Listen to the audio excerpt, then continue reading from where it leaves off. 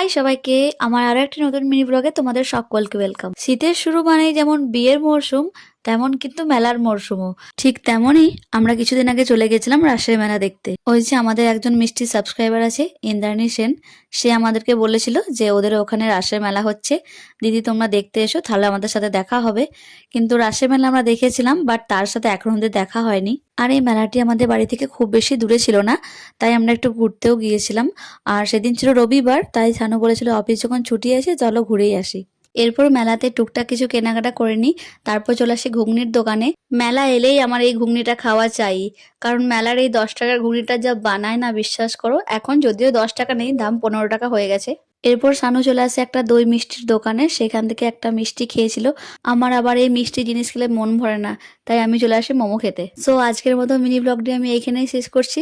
দেখা হচ্ছে আবার অন্য কোনো মিনি ব্লগে। ততক্ষণের জন্য সকলেই ভালো থাকবে। টাটা।